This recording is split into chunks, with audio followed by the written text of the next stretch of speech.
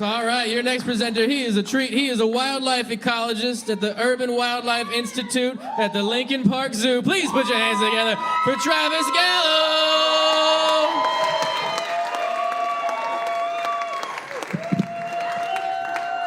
Hey, y'all. So I study urban wildlife. And usually when I say that, I get at least one person that's like, oh yeah, like Pizza Rat. Yeah. Been in school for 20 years, finally get a PhD, and now my career is often lumped into a 30-second meme of a rat carrying a piece of pizza up some subway stairs. So we have more than just Pizza Rat in Chicago. And not only do I study who lives in the city, but I study where these animals live and how they're able to live in these particular places. And we do this using wildlife cameras placed all over the cities, in green spaces, forest reserves, city parks, you name it.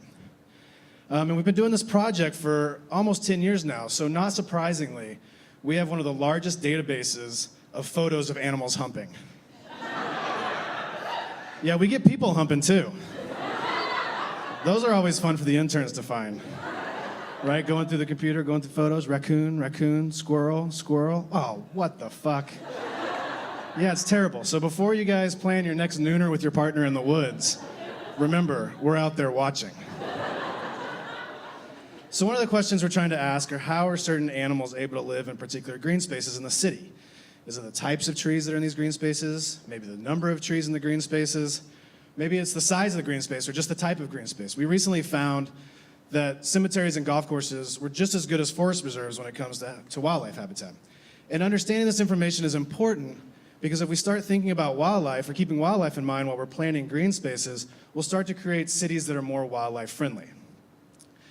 Now, studying wildlife is a cool career, but studying wildlife in the city is fascinating, at least from a scientific perspective.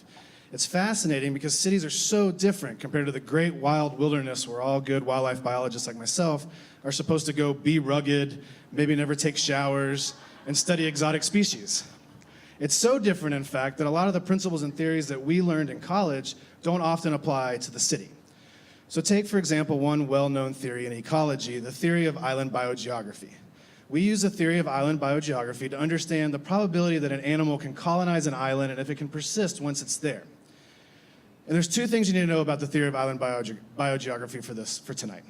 One, that islands that are bigger and closer together are more easily colonized. Makes sense, right? The bigger, the closer the target is, it's easier for an animal to land on it or to find it. And also that area in between the islands is what we call the matrix. Not the type of matrix where you can dodge bullets in slow motion, but an area where you can't really persist. So you think about a little lizard on a log floating from one island to the next. It can't stop and live in the middle of the ocean, right? It's inhabitable. So take those islands that you're thinking about and plop them right on the top of the city of Chicago.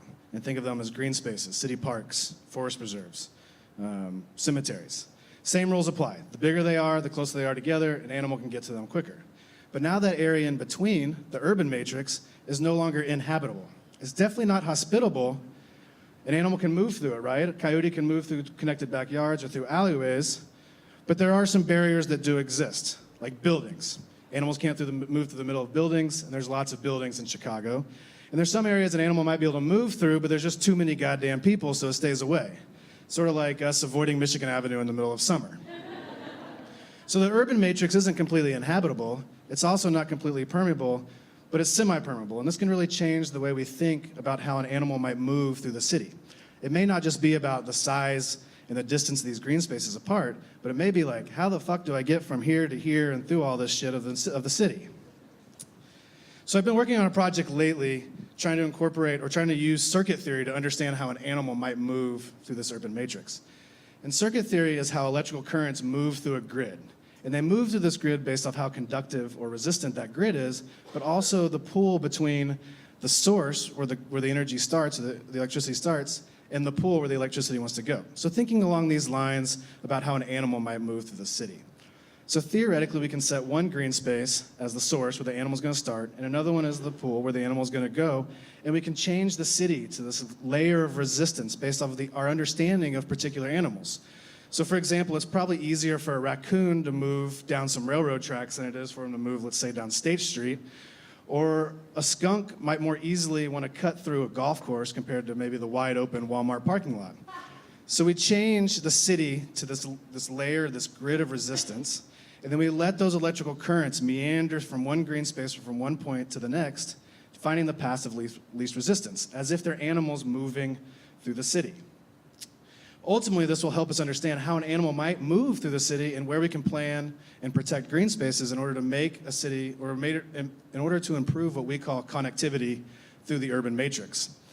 And really, this understanding of the physical features of green spaces and how they pertain to as wildlife habitat, and also how we soften the urban matrix, is a big part of the research I do.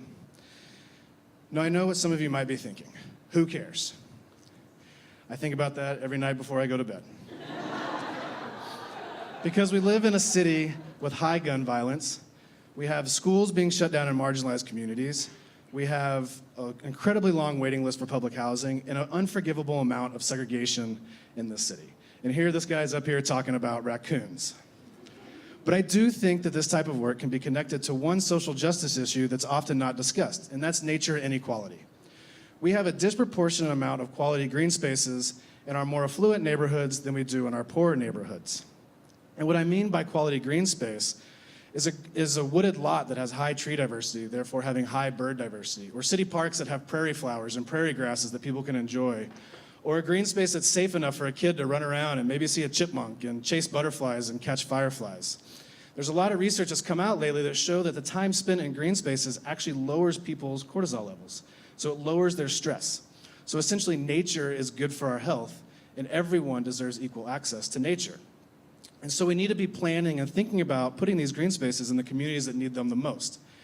But we have to work with these communities. We have to understand what kind of green space do they need, or they even want in their communities, or what does a safe green space look like so that people actually spend time in them and reap those benefits.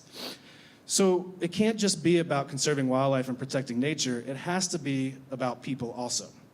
But I do think that if we start combining these societal needs for urban green spaces and also incorporating our understanding of ecological processes into urban planning, not only will we be creating wildlife-friendly cities, but we'll be creating people-friendly as well. And then we will be on the right track for society. Thank you all very much.